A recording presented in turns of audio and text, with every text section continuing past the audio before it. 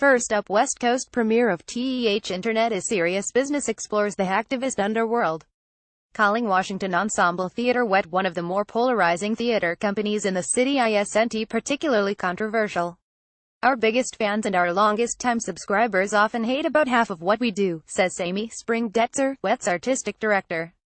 But they keep coming back. If you've seen a Wet show, you probably understand why. TEH Internet is Serious Business, September 15th, October 2nd, Straight White Men, January 12, 2018 The Nether, April 27th, May 14th, 2018 12th Avenue Arts, 1620 12th Avenue, Seattle $15, $26, $60 season subscription $2,063,255,105 or WashingtonEnsemble.org. Sometimes the play selections are a little baffling. Sometimes the company's ambitions outpace the execution. But there's a cutting-edge streak that rarely falters, and the productions are visually stimulating in a way that lots of fringe theater doesn't even attempt.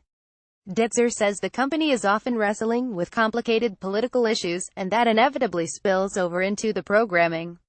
This season, Wet's 14th, is no exception, with 3 plays coalescing around the theme of toxic masculinity. As Detzer writes in her introduction to the season on the company's website, I am tired, as many of us are, of not acknowledging the evil men do. I feel a strong need to place myself, our company and the artists we work with squarely in the middle of the conversation about the pervasive power of the patriarchy and the dark and uncertain future we have created for ourselves. TEH Internet is Serious Business, September 15th, October 2nd. This season opens with the West Coast premiere of Tim Price's TEH Internet is Serious Business autocorrect confounding typo intentional, which dramatizes a turning point in Internet history, the formation of hacker group LulzSec, an offshoot of Anonymous founded in 2011 that wreaked prankish havoc across the web before many of its members were arrested. Its motto: the world's leaders in high-quality entertainment at your expense. Detzer read the play following its London premiere in 2014 and emailed the ensemble soon after. This play is so awesome. We could never do it. But, with 14 actors, a choreographer, a dramaturge, a dialect coach, 50 costumes and the larger main stage at 12th Avenue Arts all at the ready, Wet is doing it. This is absolutely our biggest show in 14 years, Detzer said. I've heard a couple of designers talking about creating this play like creating a musical. Directing is Wayne Raleigh, a playwright known for Live from the Last Night of My Life and the new artistic director at Theater Schmieder. Taking place largely in the digital realm, Internet is a play that requires a questioning of initial instincts about what things will look like, he said. Otherwise, every scene would just be characters hunched over keyboards. I've realized that those first choices don't work, he said. There's something about the play, it deserves being subverted. I'm thinking about the trolls watching us and what would they do. The play's voice, almost instantly recognizable as the crude, insolent tenor of a 14-year-old boy's, Raleigh says, means there are a lot of vile things that get spewed. All in the name of laughs, of course. That's common behavior for adolescent boys, but these ones possess an intimate understanding of the most powerful communication tool ever invented. This play is really a history, Raleigh said. This is not trying to represent the internet as it is today. But this is a moment where something started. And something started that will be with us for a long time. Straight White Men, January 12, 2019.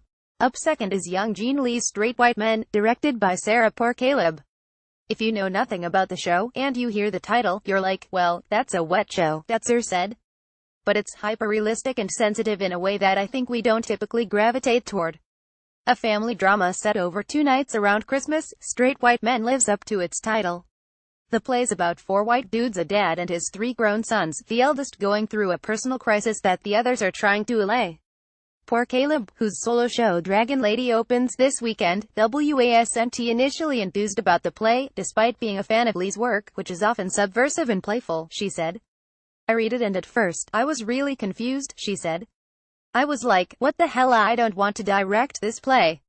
It really looked at first glimpse like it was centering whiteness in a way that I didn't want to perpetuate.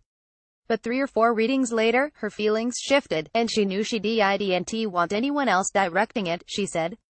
It's easy to identify aspects of toxic masculinity in something like a neo-Nazi march, but Straight White Men investigates a more insidious brand of toxicity present in those who would consider themselves allies, Poor-Caleb says.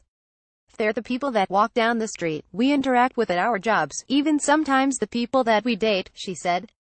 They're the people that campaign for Nikita Oliver, and like the next second, will say something stupid about black women. These are the men that we know. The play takes its characters seriously, and isn't dedicated to simply demonizing straight white men, Detzer said. It's complicated to look at your privilege, and for the first time, maybe ever, this is a group that's being ridiculed on a larger scale, she says. I'm certainly a fan of that, but I also am aware of the fact that it's a complicated change, she said.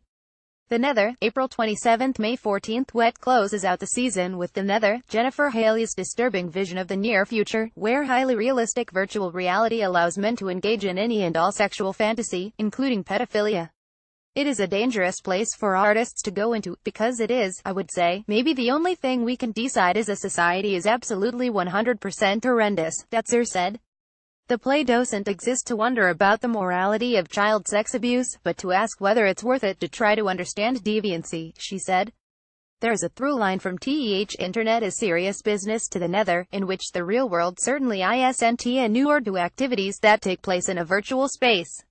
And though it deals with deeply discomforting subject matter, that's what honesty often feels like, a point you might apply to any of the 3 shows in Wet season. There's nothing about all of this that should come as a surprise to you, or to any of us, at this point, Detzer says. So let's talk about it.